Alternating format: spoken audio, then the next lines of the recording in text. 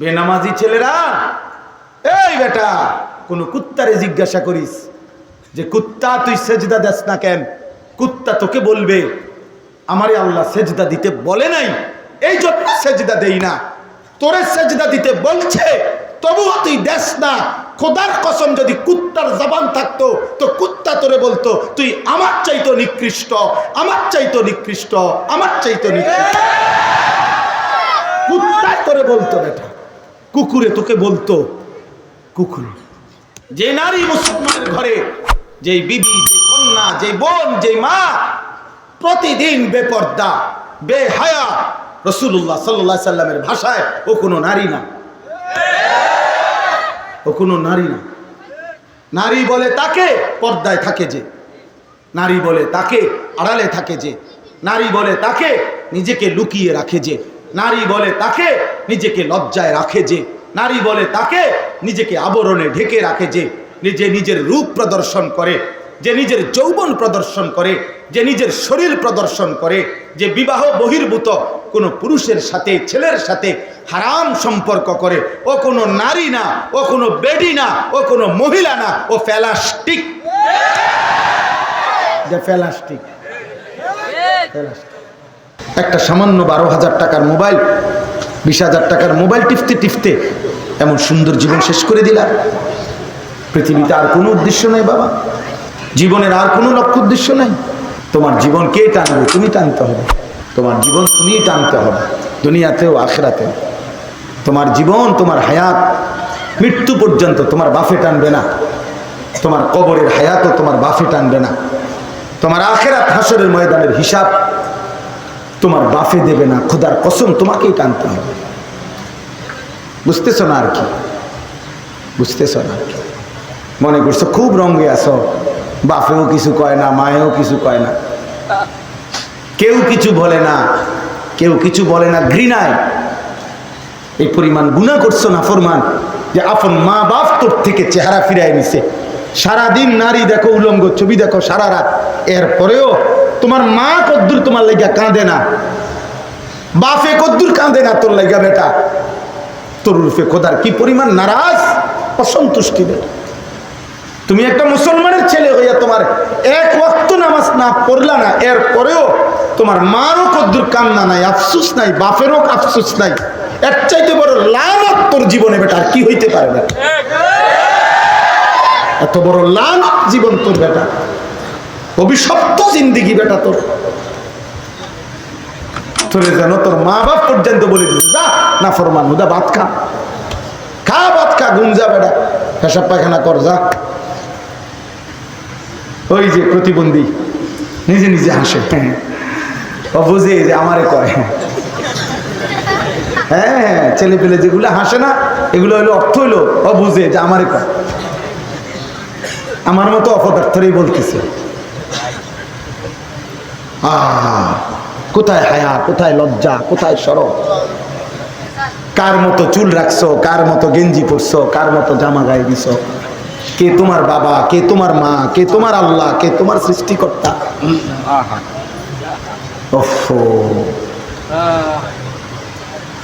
এমন মালিক কেমনে ভুলে গেল? এমন মালিক কেমনে ভুলে গেল? আলাম নাজালিল আরদা মিহাদা ওয়াল জিবালা আওতাদা ওয়া খালাকনাকুম আজওয়াজা وجعلنا نومكم سباتا وجعلنا الليل لباسا وجعلنا النهار معاشا। আল্লাহ বলে, বান্দা বলো না আমি আল্লাহ কি তোমার জন্য জমিনটাকে বিছিয়ে দেই নাই? আমি কি এই পাহাড়গুলোকে জমিনের উপরে পেরেকের মতো আমি কি স্থাপন করি নাই? আমি কি গোটা সৃষ্টি জোড়ায় জোড়ায় নারী পুরুষে আমি আল্লাহ কি সৃষ্টি করি নাই? আমি আল্লাহ কি দুই চোখের ঘুম দেই নাই? আমি কি রাত্রিটাকে অন্ধকার কালো চাদরে ঢেকে দেই নাই? আমি কি আলোকিত ফর্সা একটা দিন সূর্যের প্রখর আলোওয়ালা এনে দেই নাই? আমি কি মাথার উপরে 7টা আসমান বিছিয়ে দেই নাই? আমি কি আল্লাহ একটা সূর্য একটা চন্দ্র সৃষ্টি করি নাই? আল্লাহ বলেন আলাম নাজাল লাহু আইনাইন, আমি কি দুইটা চোখ দেই নাই বান্দা? ওয়া লিসানাও ওয়া শাফাতাইন, একটা জিহ্বা কি আমি দেই নাই? দুইটা ঠোঁট কি আমি দেই নাই বান্দা? এত কিছু দিলাম, গোটা কায়নাত তোমার জন্য সাজাইলাম, তোমারেও আমি আল্লাহ বড় বেশি যত্ন করে সাজাইলাম, সেই আমি মালিক কি তোমার কাছে একটা সেজদাও পাই না? এমন নিকৃষ্ট না ফরমান কেমনে হইলা বাপ? এমন জন্তু তো কুত্তাও হয় না, এমন নিকৃষ্ট তো জানোয়ারও হয় না। বেনামাজি ছেলেরা, এই বেটা, কোন কুত্তারে জিজ্ঞাসা করিস যে কুত্তা তুই সেজদা দেস না কেন? কুত্তা তোকে বলবে আমারে আল্লাহ সেজদা দিতে বলে নাই, এই জন্য সেজদা দেই না। তোরে সেজদা দিতে বলছে তবুও তুই দেস না। খোদার কসম, যদি কুত্তার জবান থাকতো তো কুত্তা তোরে বলতো তুই আমার চাইতো নিকৃষ্ট, আমার চাইতো নিকৃষ্ট, আমার চাইতো নিকৃষ্ট। কুত্তা তোরে বলতো বেটা, কুকুরে তোকে বলতো কুকুরে। যদি কুত্তার জবান থাকতো ও বলতো আমি সেজদা এ কারণে দেই না, আমাকে আল্লাহ সেজদা দিতে বলছে। আল্লাহ কুকুরকে সেজদা দিতে বলছে? শুকরকে আল্লাহ সেজদা দিতে বলছে? গরুরে আল্লাহ সেজদা দিতে বলছে বেটা? এই কারণে সে সেজদা দেয়। তুই নাফরমানকে তো সেজদা দিতে বলছে বেটা, বলো না বাপ? মুসলমানের ঘরে ঘুমাও কেমনে? ইমানদারের ঘরে ঘুমাও কেমনে? নিজেরে মুসলমান বলো, কোন লজ্জা? বেঈমানের চুল রেখে মুসলমান বলস কেমনে বেটা? শরীর নাপাক, পেশাব করে একবারও টয়লেট পেপার ব্যবহার করো না, পানি ব্যবহার করো না, এমন নিকৃষ্ট নাপাক, এমন দুর্গন্ধওয়ালা অপদার্থ নিজেকে মুসলমান বলস কেমনে বল বেটা? শেষ হিসাব। আমি যদি আর কোনোদিন আসতে না পারি, একবারই আসলাম, একবারই আসলাম, একবারই বলে গেলাম, একবারই বলে। আত্মপরিচয় চেনো, তোমার জন্য আমি আটকাবো না, আমার জন্য তুমিও আটকাইতা না। তোমার রাত তোমার কাছে, আমার রাত আমার কাছে। তোমার সূর্য তোমার জন্য ওঠে, আমার সূর্য আমার জন্যই উঠে। তোমার আল্লাহ যিনি, আমার আল্লাহ তিনি।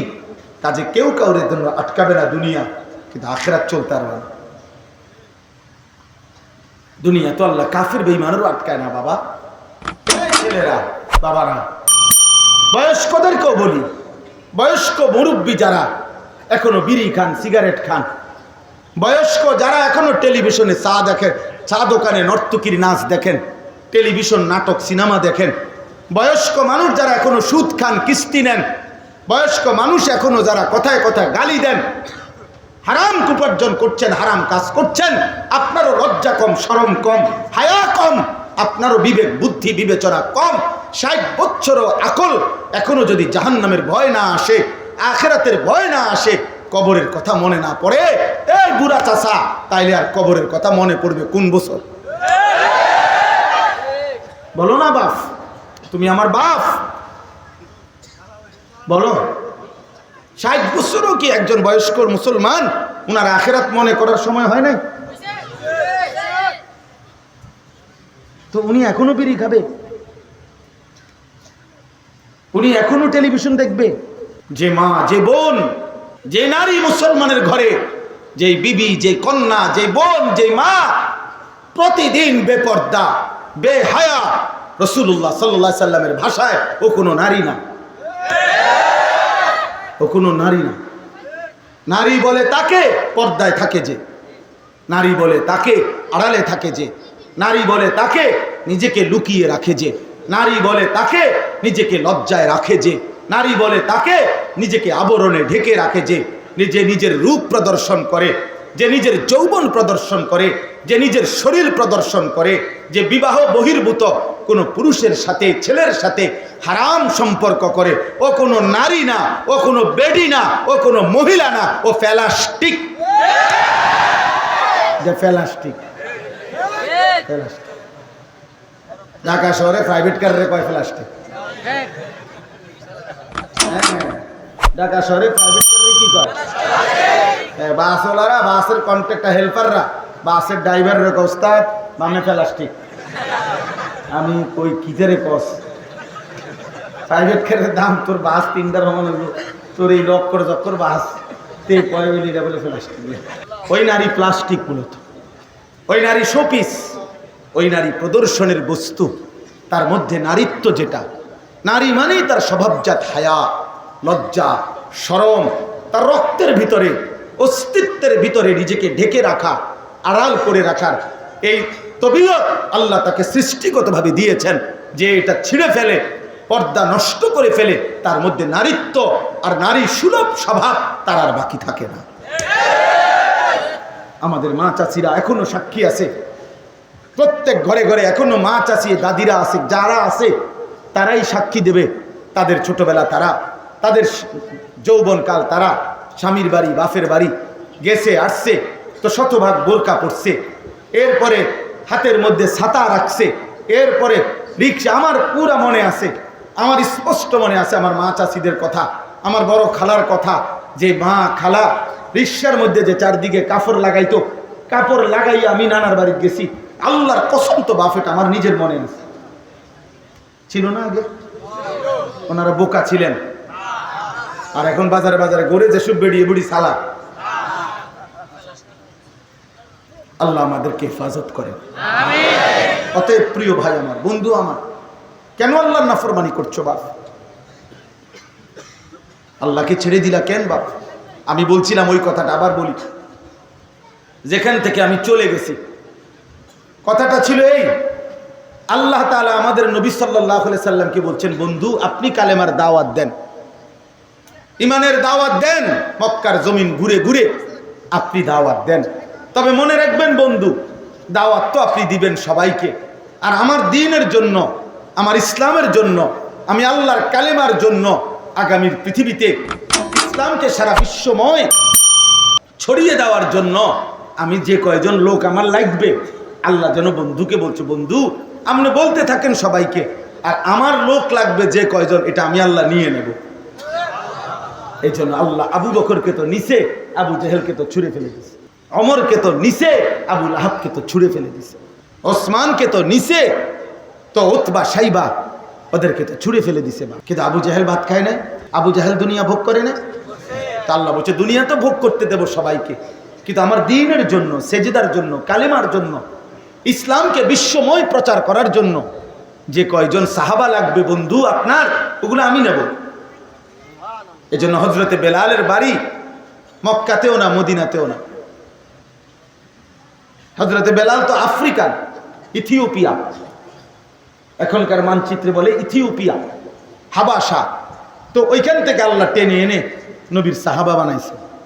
হজরত সালমান, ওনার বাড়ি তো মক্কা মদিনা না, পারস্য, ইরান, ওইখান থেকে টেনে এনে আল্লাহ মুসলমান সাহাবি বানাইছে। হজরত সুহাইব একজন সাহাবি ছিল, ওনার বাড়ি হলো রোম, মানে আজকের ইটালি, ইটালি ওনার বাড়ি। তো ওইখান থেকে মালিক টেনে এনে ওনারে নবীর সাহাবি বানাইছে। হজরত আবু যর গিফারি, ওনার বাড়ি মক্কা মদিনা না, গিফার গোত্র, আরবের বহু দূরের গোত্র, ওইখান থেকে টেনে এনে মালিক নবীর সাহাবি বানাইছে।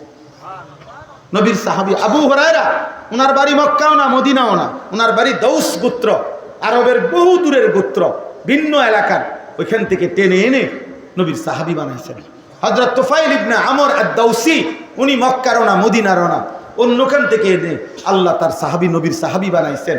অথচ আবু জেহেল, আবু লাহাব জন্মের দিন থেকে নবী সাল্লাল্লাহু আলাইহি সাল্লাম যেদিন জন্মগ্রহণ করছে সেদিন থেকেই মুহাম্মদ সাল্লাল্লাহু আলাইহি সাল্লামকে আবু জেহেল, আবু লাহাব চিনে।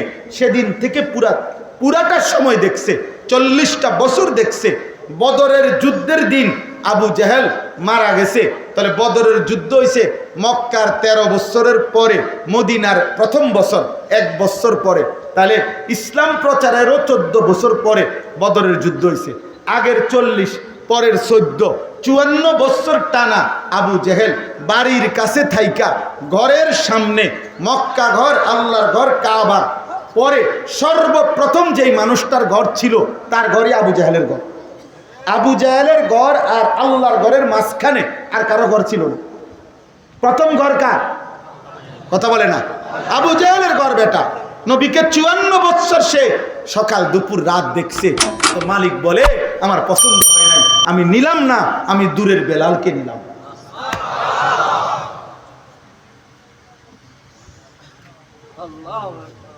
আমি নিলাম না, আমি নিলাম না। এই জন্য ছেলেরা মাতবরি করো না, আব্বা তুমি মনে করো না তুমি খুব খুব রঙ্গে আছো, না বাবা তুমি খুব সুখে আছো, না বাবা সুখে নাই। গুনাহ কাউকে সুখ দেয় না, গুনাহ কাউকে ইজ্জত দেয় না, চরিত্রহীনতা কাউকে সম্মান দেয় না। এটা তোমারও কষ্ট দেবে, তোমার আগামী জেনারেশনকেও কষ্ট। 50 বছর পরে হইল, 100 বছর পরে হইল, পরবর্তী কেউ বলবে তোর দাদা বাটফারা ছিল, তোর দাদা হারাম খোরা ছিল, তোর দাদা গ্রামে ধরা খেয়েছে। আমরা জানি, যা বেটা লম্বা কথা কইতে সর। তাইলে তোমার আজকের পাপ তোমাকেও কষ্ট দিবে, তোমার আগামী জেনারেশনকেও লাঞ্ছিত করবে, অপমানিত করবে। তোমার গুনাহ তোমারে ছাড়বে না, আল্লাহর কসম গুনাহ ছাড়বে না। আমার জন্য না, তোমাদের জন্য গুনাহ ছাড়বে না রে বাপ। গুনাহ লাঞ্ছিত করবে, গুনাহ অপমানিত করবে, গুনাহ আগুন লাগায় দিবে, গুনাহ জাহান্নাম জ্বালায় দিবে, গুনাহ কবরে ধাউ ধাউ করে আগুন জ্বালাবে, গুনাহ তোমার দুনিয়ার জীবনটাও নিঃশেষ করে দিবে, গুনাহ তোমার বংশধরকেও বেইজ্জতি করবে। আজকের পৃথিবীতে আবু জাহেলের নামে কোনো বংশধর নেই, আবু লাহাবের নামে কোনো বংশধর নেই, ফেরাউনের কোনো বংশধর নেই, নমরুদের কোনো বংশধর নেই। ফেরাউনে না ডুবে গেছে, যার বংশধর কি হইল? নমরুদে না ধ্বংস হয়েছে, তার বংশধর কই? আবু জাহেলে না বদরের যুদ্ধে মারা গেছে, তার বংশধর কই? আবু লাহাবের বংশধর কই? অতএব দোস্ত আমার, আমি অনুরোধ করছি, একটা মাহফিলের মূল মাকসাদ আমার দিলটা জাগায় দেওয়া, একটু হলেও বিবেক জাগিয়ে দেওয়া। এই জন্য বলছি মোবাইল বন্ধ করতে। বাবা তুমি মনে রাখো, আগামী দিনে ইনশাআল্লাহ আমি একটা ছেলেকেও বলি, যদি কোনো দিন এই বন্ধুর কথা মনে রাখো, শুধু বাংলাদেশ না, ইনশাআল্লাহ আল্লাহর কসম কোরআন সুন্নাহ আগামী দিনের বর্ণনা। নবীজি সাল্লাল্লাহু আলাইহি সাল্লাম কিন্তু কিয়ামত পর্যন্ত এই পৃথিবীতে শেষ কি হবে, ইসরাফিল কিভাবে ফু দিবে, ওই পর্যন্ত পৃথিবীর সমস্ত কথা তিনি বলে গেছেন, বলে গেছেন। আমরা নিজে হাদিস পড়ছি, নবী সাল্লাল্লাহু আলাইহি সাল্লামের একজন সাহাবী আবু যায়েদ আনসারী রাদিয়াল্লাহু তাআলা আনহু বলেন, মুসলিম শরীফের হাদিস, তিনি বলেন একদিন নবীজি সাল্লাল্লাহু আলাইহি সাল্লাম ফজরের নামাজের পরে মসজিদে নববীর মিম্বারে বসে আমরা সাহাবাদের উদ্দেশ্যে বয়ান শুরু করছেন। কখন? ফজরের নামাজের পরে। উনি বলছেন, কসম খোদার ভাইয়া, হাদিস আছে নবীজি ওই দিন মাগরিবের নামাজের আজানের সময় পর্যন্ত শুধু নামছে, নামাজ পড়ছে জোহর আসর, আর ফজরের পর থেকে মাগরিবের ওয়াক্তের টাইম পর্যন্ত আল্লাহ রাসূল শুধু বলেই গেছে, বলেই গেছেন, বলেই গেছেন। নবীজির জীবনের লম্বা বয়ান এটা করছেন। তো ওই সাহাবী বলছেন, কি বলছেন এত লম্বা, মানে এই পুরা টাইম কইল কি?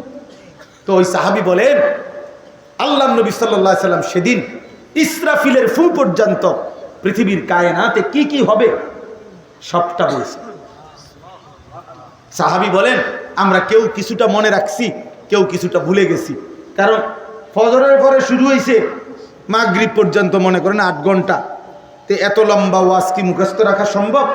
উনি বলেন আমরা কিছু তো ভুলে গেছি, কিছু মনেও রাখছি, কিন্তু সুবহানাল্লাহ, সাহাবী বলেন কিন্তু এরপরে আমাদের অবস্থা হয়েছে, ওই যে মনোযোগ দিয়ে শুনে রাখছি, কানে তো শুনছি, দিলের মধ্যে তো জমা হয়েছিল, এবার যখনই পরবর্তীতে কোনো একটা ঘটনা ঘটতো আমাদের তৎক্ষণাৎ মনে পড়তো, নবী তো এমনটাই বলছেন। বুঝলেন না? তখন না মনে হয়েছে ভুলে গেছি, কিন্তু ঘটনার প্রেক্ষাপট আসলে মনে হইতো যে হ্যাঁ আল্লাহ রাসূল তো এভাবে বলছে। তাইলে আমার বলার উদ্দেশ্য হলো, নবী সাল্লাল্লাহু আলাইহি সাল্লামের এই বর্ণনা কিয়ামত পর্যন্ত যা হবে, এই বর্ণনার আলোকে আগামীর বর্ণনা এটাই যে ইসলামের বিজয় হবে। বিশ্বাস করুন, আগামীর বর্ণনা এটাই। আগামীর সময় মাহাদি আসবে, দাজ্জাল বের হবে। হ্যাঁ, সারা পৃথিবীময় মাহাদি ঈসা আলাইহিস সালাম আসমান থেকে নেমে আসবেন। পৃথিবীময় কালেমার পতাকার বিজয় হবে। সারা বিশ্ব একসাথে আল্লাহর খেলাফত, ইসলামের খেলাফত মাহাদির নেতৃত্বে প্রতিষ্ঠিত হবে। আল্লাহর কসম, নবী বলছে যদি তোমাদের শোনো যে কিয়ামতের আর একদিন বাকি, আর একদিন, তাহলে ইয়াকিন রাখো উম্মত মাহাদি আসবে, ইসলামের বিজয় হবে, পতাকা উড়বে, ইসরায়েলের শেষ ইহুদি কুত্তাটাও হেরে যাবে, পৃথিবী থেকে ইহুদি নিশ্চিহ্ন হবে, ফিলিস্তিনও টিকবে, গাজাও টিকবে, বিজয় হবে ইনশাআল্লাহ। কসম আল্লাহ, আমি যদি একটা লাইন বলতে চাই, ইনশাআল্লাহ আমি বুঝাইতে পারবো। আমার জিন্দেগির পড়ালেখা আছে এই বিষয়ের উপরে, আমি কিশোর নওজোয়ান এবং এই বিষয়ের উপরে আলহামদুলিল্লাহ পড়ি সারা দিন রাত। তাইলে ইসলামের বিজয় হবে এবং উপযুক্ত পরিমাণ নওজোয়ান মুসলিম যুব সমাজ, ইমানদার যুবক আল্লাহর দ্বীন বিজয়ের জন্য শুধু বাংলাদেশ না বরং সারা পৃথিবীময় ইসলামের বিজয়ের জন্য, মাহাদির সৈনিক হওয়ার জন্য যে পরিমাণ সৈন্য দরকার, মুজাহিদ দরকার, ইমানদার যুবক দরকার, আল্লাহ সেটা ঠিকই নেবে। কিন্তু ওই যে দোস্ত, আমি হাত জোড় করে বলি ভাই, যদি তোমারে না নেয়, আমার আব্বা যদি তোমারে না নেয়, মালিক তো আগেই বলছে, সেদিন নবীরও বলছে, বন্ধু আপনি তো দাওয়াত দেন, জানে ওনের আমি নিব, তা আবু বকরকে তো আমি আল্লাহই নিছি, আবু জেহেলকে আমি নেই নাই। তোমারে যদি না নেয় তখন কি হবে বাপ? তুমি যে এক ওয়াক্ত নামাজ পড়ো না, তো তোমারে কেমনে নিব? তোমার মালিক তোমার উপরে খুশি হবে কিভাবে? সাহাবায়ে কেরামের 14 বছরের ছেলে, স্পষ্ট হাদিস আছে, হযরত রাফি ইবনে খাদিজ, জুনদুব ইবনে সামুরা ইবনে জুনদুব রাদিয়াল্লাহু তাআলা আনহুমা যুদ্ধের ময়দানে, বদরের যুদ্ধে ওনারা একজনকে তো পায়ের বুড়া আঙ্গুলের মধ্যে ভর দিয়া নিজের একটু লম্বা দেখাইয়া যুদ্ধে শরিক হয়ে গেছে। বয়স কম, 15 বছর কিংবা তার চাইতে কম। আর আরেকজন রে উনি খেয়াল কৌশল এটা বুঝে নাই, উনি স্বাভাবিক দাঁড়াইছে দেখে ওনার সাইজে ছোট মনে হয়েছে, আর ফিরাই দিছে। উনি ওনার বাবার কাছে, এই সাহাবি, এই ছেলে কিশোর সাহাবি ওনার বাবার কাছে বলছে, আব্বা আমারে তো নবী ফিরাই দিল, আপনি নবীকে বলেন ওরে যে নিচে, আমি ওর লগে যদি কুস্তি লড়ি আমি ওরে হারাই নিতে পারবো, আমার শক্তি বেশি, আমারে কম নিতে কম। বাবা নিজে রাসূলুল্লাহ সাল্লাল্লাহু আলাইহি সাল্লামের কাছে বলছে, ইয়া রাসূলুল্লাহ আমার সন্তান তো যুদ্ধে যেতে ভীষণ আগ্রহী, আর ও বলতেছে ওরে হারায় ফেলতে পারবে, আপনি ওরে অনুমতি দিচ্ছেন একটু লম্বা মনে করে, কিন্তু আমার সন্তানের গায়ে শক্তি বেশি, ওরে কুস্তিতে হারিয়ে ফেলবে। আল্লাহ নবী বললেন ঠিক আছে ডাকো। দুইজনকে নবী ডাইকে বলছে ঠিক আছে কুস্তি লড়ো। হযরত সামুরা ইবনে জুনদুবের কাছে রাফি ইবনে খাদিজ কুস্তিতে হেরে গেছে, যিনি চান্স পাইছিল আর কি। আল্লাহ নবী বলছে হ্যাঁ চলো তোমাকেও শরীক করে নিলাম। আর তোমরা কি করছো বাপ? তোমরা কি করছো? বেঈমান তোমাদেরকে নিয়ে বাঁদর খেলা খেলতেছে, ডুগডুগি বাজার, এরকম একটা ছোট্ট ডুগডুগি ঢোলের মতো, এটা এরকম ঘুরাইলে বান্দর নাচে। আহা, বেঈমান তোমাদেরকে একবার বলে চুল এদিক দিয়ে বাড়াও, তুমি বাড়াই দিলা। আরেকবার বেঈমান মুশরিক ইহুদি আল্লাহর দুশমনরা তোমারে বললো চুল এদিক দিয়ে কাটিং করো, তুমি এন্দিও করলা। একবার সামনে বাড়াই, তুমি এন্দিয়া বাড়াইলা। তোমারে কত রঙের প্যান্ট, কত জামা, কত গেঞ্জি, কতভাবে তোমারে নাচাইলো, তুমি কি একবারও ভাবলা না যে আমি মুসলমান, আমার ইনি এরম করে কা, আমি এত রঙে সাজবো কেন? আমার আল্লাহ নাই, আমার একজন রাসূল নেই, আমার কোনো ধর্ম নাই, আমার নবী সাল্লাল্লাহু আলাইহি ওয়াসাল্লাম 23 বছর আমাদের জন্য কাঁদে নাই? কথা বলে না? নবী আমাদের জন্য কাঁদে নাই? হাদিসে আছে বাপ, আল্লাহ নবী সাল্লাল্লাহু আলাইহি সাল্লামের বিবি আম্মা জান আয়েশা রাদিয়াল্লাহু তাআলা আনহা বলছেন, নবীজির স্ত্রী বলছেন, আমি তাকিয়ে দেখলাম নবী এশার নামাজের একটু পরে দাঁড়াইছে, ফজরের আজানের পূর্ব পর্যন্ত এক দাঁড়ানোতে কসম আল্লাহর তিনি বলেন চোখের পানি ফেলছে আর উম্মতের জন্য আহাজারি করছে আর কানছে, উম্মতের জন্য দোয়া করছে নবীজি সাল্লাল্লাহু আলাইহি সাল্লাম। হাত্তা তাওয়াররামাত কাদামাহু, আয়েশা রাদিয়াল্লাহু তাআলা বলেন দাঁড়িয়ে থাকতে থাকতে আমি নিজে দেখলাম নবীজির দুইটা পা মোবারক ফুলে ফুলে গেছে। তোমার জন্য কাঁদছিল বাপ, তোমার জন্য তিনি কাঁদছিলেন। তায়েফের রক্তে আল্লাহ নবী সাল্লাল্লাহু আলাইহি সাল্লামের সাহাবী যায়েদ তিনি বলছেন, তায়েফের রক্তে নবীজির পায়ের জুতা আর পায়ের তালু রক্তে এইভাবে জমাট বাইধা গেছে, আমি কোনোভাবেই জুতা খুলতে পারছিলাম না। উহুদের দান শহীদ করা রক্তে মাখা শরীর নিয়ে বেহুশ হয়ে নবীজি গর্তের মধ্যে এতটা লম্বা সময়, উহুদের যুদ্ধের দিন নবী দাঁত শহীদ কইরা রক্ত মাখা শরীরে বেহুশ হইয়া গর্তে পড়ে গেছিলেন। এই গর্তে পড়ে এতক্ষণ পর্যন্ত গর্তে পড়ে বেহুশ হয়েছিলেন, সাহাবায়ে কেরাম কেউ খুঁজে পাচ্ছিলেন না। শেষ পর্যন্ত ভাবতেছিলেন সকলে আল্লাহ নবী ইন্তেকাল করছে, নবীকে আর খুঁজে পাচ্ছিলেন না। অনেকক্ষণ পরে নবীজি যখন হুঁশ আসছে রক্ত মাখা শরীর নিয়ে, নিজে যখন গর্তের থেকে মাথা একটু চেহারা দেখাইতে পারছে, তো সাহাবীরা দেখছে উনি ওইখানে শোয়া, ওইখানে। এরপরে নবীকে তুলছে। এত রক্ত কার জন্য ঝরাই? আমাদের জন্য। তোমরা এমন করতেছো কেন বাপ? এত বাড়াবাড়ি করছো কেন আব্বা? ইসলামকে এভাবে প্রত্যাখ্যান করছো কেন? নামাজকে এভাবে ছেড়ে দিচ্ছ কেন বাবা? বিষয়টা কি বলো না বাপ, কি করতে চাচ্ছ? সারা দিন রাত তোমরা যারা নারী দেখো, ছবি দেখো, বাবা কয়টা মহিলার জন্য তুমি এমন করতেছ? কয়জন নারী দরকার তোমার? বলো না। সারা পৃথিবীর সব নারী তোমার দরকার? এক পুরুষের যৌন চাহিদা পূরণের জন্য কয়টা বেটি দরকার? তুমি এরকম করতেছ না। তুমি যে সারা রাত দেখো উলঙ্গ ছবি, তোমাদের ও চেহারা দেখে তো বোঝা যাইতেছে বা নামাজের কোনো চিহ্ন নাই অধিকাংশের চেহারা। আমি দাঁড় করাই বেনামাজি, আমি এখন দাঁড় করাই 100 জন দাঁড় করাইলে ইনশাআল্লাহ 98 জনে ঠিক হবে, হয়তো 2 জন ভুল হইতে পারে। বেনামাজির কোনো দয়া মায়া থাকে না চেহারা, কালো পাষাণ, এক জালেম, এক নিকৃষ্ট হাইওয়ান ছাড়া বেনামাজির চেহারার মধ্যে কোনো সৌন্দর্য থাকে না। ওরে দেখলেই বোঝা যায় এটা জঙ্গলি, ওরে দেখলেই বোঝা যায় এটা আল্লাহর নাফরমান, ওরে দেখলেই বোঝা যায় ও নবীর 23 বছরের চোখের পানির কোনো কদর করলো না। তোমার ঠিকই লেগে তো ভোটে করাইছি না। আমি স্লোগান দিতে বিশ্বাসী না, স্লোগান অস্বীকার করি না, কিন্তু বিষয়টা হলো মূল বিষয় ভাব স্লোগান না। আজ প্রয়োজন সেজদার, আজ প্রয়োজন গুনাহ ছেড়ে দেওয়ার, আজ প্রয়োজন মালিকের কাছে চোখের এক এক ফোঁটা পানি ফেলার।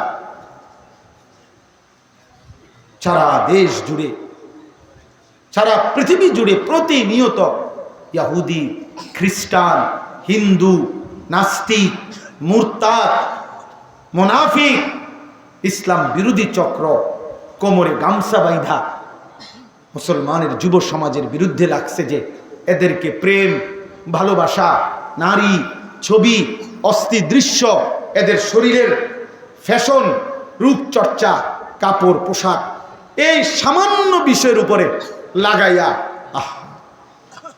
একটা চটপটি খাইতে গেছে 3 ঘন্টা নাই, 1 প্লেট চটপটি খাইছে। কিছু এতক্ষণ ধরে চটপটি খাইছে।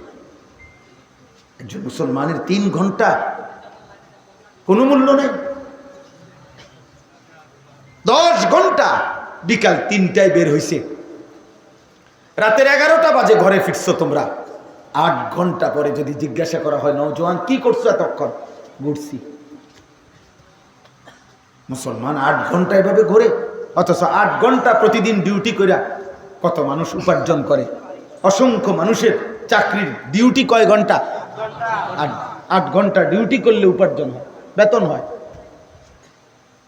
8 ঘন্টা মাটি কাটতা, 8 ঘন্টা সিএনজি চালাইতা, 8 ঘন্টা মাটি কাটো, 8 ঘন্টা সিরা ভাজো, তাইলেও তো ভালো ছিল, সিরা বেচতে পারতা। 8 ঘন্টা মুড়ি ভাজো, তো মুড়ি বেচতে পারতা। একটা কিছু করো, দুনিয়ার জন্য কিছু করো, তোমারও তো দরকার, আগামী দিনে টাকা পয়সা দরকার, তো দুনিয়ার উপার্জন করো, আখেরাতের ফিকিরও করো। তুমি যে দুনিয়ারও খবর নাই, আখেরাতের তোমার বাবার ঘাম রক্ত পানি করা টাকা, ওই বেচারা হয়তো। আমি ওই দিন হুজুর, আমি নিজ চোখে দেখছি একটা লোক সিমেন্টের বস্তা নামাইতেছে। এটা আমি কয়েকবারই বলছি এই কথাটা, আমার এত মায়া লাগছে। সিমেন্টের বস্তা নামাইতেছে, যে প্রতিটা বস্তা নামাইতে গেলে ট্রাকের থেকে গোডাউনে এই পিঠটা তার বাঁকা হইয়া যায়, এরপরে বস্তাটা এখানে লয়, 50 কেজিওয়ালা বস্তা। এইভাবে সে নিয়া আপনার গোডাউনে থুইছে। 60 টাকা বা 8 টাকা বা সর্বোচ্চ 10 টাকা এক বস্তা সিমেন্ট যদি ট্রাকের থেকে ওই গোডাউনে থয়, তাইলে 50টা বস্তা এই বেচারা যদি নিয়ে থাকে। আমি তাকায় দেখছি একটা বস্তা ফালাইবার পরেই এই ছোট্ট একটা গামছা কোমরের থেকে খুললে এটা দিয়ে ঘাম, তার শরীরটা ঘামগুলো মুছতেছে। এই মুছতে মুছতে আবার আরেক বস্তা নিছে। এইভাবে 50 বার হয়তো তার ঘামে ঝরছে। এভাবে 50 বার তার কোমরটা বাঁকা হয়ে গেছে, পিঠটা বাঁকা হয়ে গেছে। বিনিময়ে হয়তো 500টা টাকা পাইছে, 10 টাকা করে। তাইলে এই 10-500 টাকার থেকে তোমারে বাবা আপন সন্তানের হাতে 200টা টাকা হাতে দিছে। আর এই জানোয়ার এই ঘামে ধরা টাকার 200 টাকা দিয়া মোবাইলে উলঙ্গ ছবি দেখতেছে। এ কত বড় নিকৃষ্ট জানোয়ার, এ মানুষ নামের কত বড় কলঙ্ক, এ বাবার কত বড় নাফরমান সন্তান।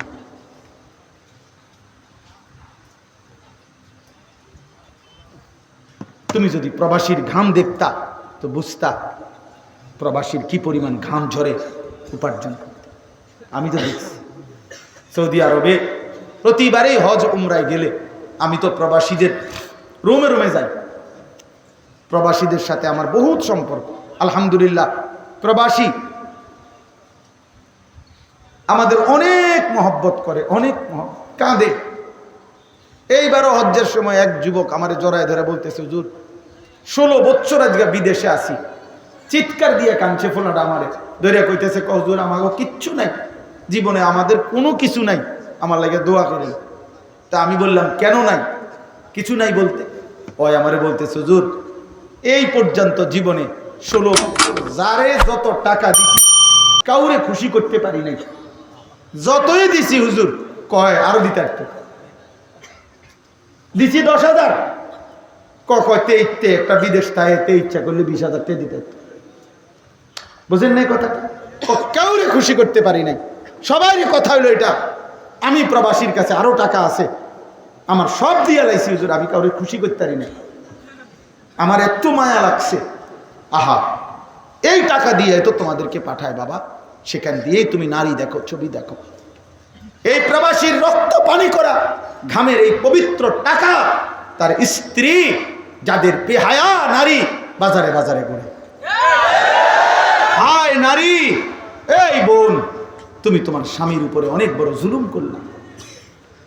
তুমি জানো না তোমার বিদেশি স্বামীর একটা একটা টাকার পিছনে কত ঘাম আছে, অনেক ঘাম মিশে আছে, অনেক কষ্ট মিশে। লোকটা কোনোদিন নিজের, কেউ তারে যে একটু রান্না করে দিবে, কেউ তারে 1 কাপ চা বানায় দিবে, আপন জন তো নাই, নিজের জামা নিজে ধোয়। আমি এই দিনও কাতারে আমার এক মহব্বতের ছেলের লগে আমি ভিডিও কলে কথা বলছি, আমার এক প্রবাসী। আমি দেখলাম এই একটা রুমের মধ্যে 4টা খাট, ছোট্ট একটা রুম, প্রত্যেক খাটের মধ্যে 2 জন মানুষ, মানে নিচে একজন শুয়ে রয়েছে, উর্ফে একজন হুজুর, এই 8 জন। বাচ্চার মতো ওই বেটা শুয়ে রয়েছে, এনে বইয়া আমার দিকে চাইয়া রয়েছে। আমি বললাম, উনি কি? তার হুজুর আমার লগে থাকে, উনিও প্রবাসী। আহা মায়া লাগছে, মানে আলগা জায়গা নাই, এক খাটে দুইজন ঘুমায়, নিচে একজন উর্ফে একজন, এত কষ্ট করে কাটায়। এটা কি জীবন? দেশে এটা কল্পনা করা যায়? অথচ তার টাকার মধ্যেই তার ফ্যামিলি 12,000 টাকা দিয়ে শহরের বাসায় বাড়া থাকে। হেতের ফুতে জমিদার, তার আড়ার স্টাইল দেখলে বোঝা যায় তার আব্বাই হইল আটলান্টিক মহাসাগরের মালিক। হিমালয় পর্বত তার বাপে, তার হাঁটা দেখলে মনে হয়, তার চুল দেখলে, তার কথাবার্তা দেখলে মনে হয় যে 7 রাজার ধন পাইছে। অথচ তার বাবা ওই দোতলা খাটের উপরে ঘুম যায়। আল্লাহ তোমাদেরকে হেফাজত করেন। প্রিয় ভাই, রাগ করে বলি নাই, তোমার প্রতি নারাজ তো না আমি, এখানে তো আমার কারোর সাথে কোনো ঝগড়া হয় নাই। আমি শুধুমাত্র বিবেকের জন্য বললাম, ইনসাফের জন্য বললাম। আল্লাহ আমাদেরকে হেফাজত করেন। সব বাবাদেরকে বলি, বাবা গুনাহ ছেড়ে দেন, আমাদের হায়াত আল্লাহর দান। এই শেষ আমার আয়াতের তরজমা আমি এটাই বলি। আল্লাহ তাআলা বলছে, বান্দা আমি একটা আয়াত পড়ছি, 24 নম্বর পারা কোরআনুল কারীমের 40 নম্বর সূরায়ে মুমিন 67 নম্বর আয়াত। একটা কথা শুধু বুঝাই, আল্লাহ এখানে আমাদেরকে বলছে 5টা কথা। 1 নম্বর বলছে, হুয়াল্লাযী খালাকাকুম মিন তুরাবিন সুম্মা মিন নুতফাতিন সুম্মা মিন আলাকা। আল্লাহ বলছে, মায়ের পেট থেকে বান্দা আমি তোমাকে এই পৃথিবীতে বের করার আগে ধাপে ধাপে আমি তোমাকে সৃষ্টি করেছি। একবার মাটি, একবার বীর্য, একবার জমাট রক্ত, একবার গোশতের টুকরা, একবার হাড্ডির কঙ্কাল, আরেকবার গোশতের আবরণ দিয়ে নাক চোখ কান লাগিয়ে শরীর গঠন, আর সর্বশেষ 7 নম্বরে রূহ ফুঁকে দিয়ে মায়ের পেট থেকে বের করছি। আল্লাহ বলে, বান্দা এই 1 নম্বর কথা তুমি মনে রেখো। 7 ধাপে আমি চাইলে কুন বললেই হয়ে যেত। আমি কুন ফায়াকুন, আমি যদি বলি হও তাহলেই তো হয়ে যায়। আমি এটা বলেও তোমারে বানাইতে পারতাম, কিন্তু আমি তোমারে বেশি মায়া করে মায়ের অন্ধকার জরায়ুতে 9 মাস লাগাতার রেখে আমি আল্লাহ আমার কুদরতি হাতে একটা একটা করে ধাপ অতিক্রম করে আমার নিজ হাতে চোখ নাক কান আমি লাগাইয়া আমি তোমার আকৃতি দিয়ে মায়ের পেট থেকে আমি তোমাকে বের করেছি। অতএব বান্দা আমারে কেমনে বললা? তুমি জানো না আমি তোমারে কত যত্নে বানাইছি? আমারে বললা কেন? আমারে একটা সেজদা দিলা না কেন? 2 নাম্বার, আল্লাহ আবার মনে করাইছে, সুম্মা ইউখরিজুকুম তিফলান সুম্মা লিতাবলুগু আশুদ্দাকুম সুম্মা লিতাকুনু শুয়ুখা। আল্লাহ বলেন, এবার মায়ের পেট থেকে বের হয়ে ভাবো তো, আমি আল্লাহই তো তোমাকে শিশু বানাইলাম, আমি আল্লাহই তো তোমাকে পূর্ণ শক্তি যৌবন দিলাম, আমি আল্লাহই তো তোমাকে আবার বৃদ্ধ বানাইলাম। এটাও কি আমি করি নাই? কথা বলে না, আল্লাহ করে নাই? শিশু কে বানায়? যুবক কে বানায়? বৃদ্ধ কে বানায়? আল্লাহ বলেন, শিশু কালো তো আমার, যৌবন কালো তো আমার, বৃদ্ধ কালো তো আমার, তা আমারে ভুলে গেল কেন? মায়ের পেটের সময়টাও তো আমার, আমারে বললা কেন? 3 নাম্বার, অমিনকুম মান ইউতাওয়াফা মিন ক্বাবলু। আল্লাহ বলে, বান্দা মনে রেখো, তোমার দাদা, তোমার চাচা, তোমার বড় ভাই, তোমার সমবয়সীর চাইতে বয়স্ক, তাকে দেখে তুমি প্রতারিত হইও না। বরং এটা মনে রেখো, আমি সবাইকে জন্ম নিলেই, মায়ের পেট থেকে বের করলেই সবাইকে আমি জোয়ান বানাই না, সবাইকে আমি বুড়া বানাই না। আমি কিন্তু চলতি পথে অনেককেই পূর্ণ বৃদ্ধ পর্যন্ত পৌঁছবার আগে আগেই মৃত্যু দিয়ে ফেলি, এবং মৃত্যুই দেই বেশি, টিকে রাখি কম। এই জন্য হাসান বসরি রহমতুল্লাহ আলাইহি বলছেন, হে যুবক মনে রেখো, আম গাছ থেকে যে ফুল বের হয়, মুকুল, বই, আমের মুকুল, তিনি বলছেন ওই মুকুল সবগুলো আম হয় না। যতগুলো ছোট্ট ছোট্ট আম হয় সবগুলো বড় আম হয় না, যতগুলো বড় হয় সবগুলো ফাঁকে না, বরং মনে রাখবা ঝরে যায় বেশি, থেকে যায় কম। মুকুল ঝরে যায় বেশি না টিকে বেশি? ছোট্ট আম, ছোট্ট ছোট্ট যে পিচ্ছি পিচ্ছি আম ধরে ফইলা, এগুলা বেশি টিকে না ঝরে যায় বেশি? এই জন্য বলছে ঝরে যায় বেশি, টিকে থাকে কম। আল্লাহ বলছে, বান্দা আমি কিন্তু সবাইকে শেষ পর্যন্ত বৃদ্ধ পর্যন্ত নেব না। আমার এক বন্ধু মাওলানা মুতালিব হুসাইন সালিহি, বক্তা আলেম, মৌলানার ছেলে মেয়ে, তার 2টা ছেলের পরে একটা মেয়ে হয়েছে। আজকে 1 মাস অসুস্থ ছিল, নতুন 1 মাসের বাচ্চা। গতকালকে রাত্রে 10টা বাজে নিঃশ্বাস আটকায়া বাচ্চাটা মারা গেছে। আজকে সকাল 11টা 11:30 বাজে দাফন হয়েছে। অনেক কাঁদতেছে যে ঢাকা হসপিটালে ছিল। রাত্রে 12:30 1টা বাজে যখন আমারে কথা বলতেছে, কাঁদতেছে আর বলতেছে আমার সন্তান আমার কোলে। এত ছোট বাচ্চা, তোর অ্যাম্বুলেন্সে আনার দরকার নাই। ওই যে আমার সন্তান আমার কোলে, আমার দিকে তাকায় আছে। তাইলে বাপ, আল্লাহ বলছে বান্দা অহংকার করো না বান্দা, আমি যখন তখন মৃত্যু দিয়ে ফেলব। কাজেই মৃত্যু আসলে আর আমলের সুযোগ হবে না, হায়াত না পেলে আর আমলের সুযোগ হবে। কাজে আজই নামাজ পড়ো, বলো ইনশাআল্লাহ। সর্বশেষ আল্লাহ বলেন ওয়ালিতাবলুগু আজালাম মুসাম্মা ওয়ালাআল্লাকুম তাকিলুন। আল্লাহ বলেন আমি কিন্তু কাউকে অনির্দিষ্ট, অকালে, অসময়ে মৃত্যু দেই না, কিন্তু আমি প্রত্যেকের জন্য হায়াত নির্ধারণ করে রেখেছি। ওই নির্ধারিত সময় পর্যন্ত পৌঁছাইয়েই আমি মৃত্যু দিয়ে থাকি। অতএব কেউ অকালে মরে না, নির্দিষ্ট সময় মরে।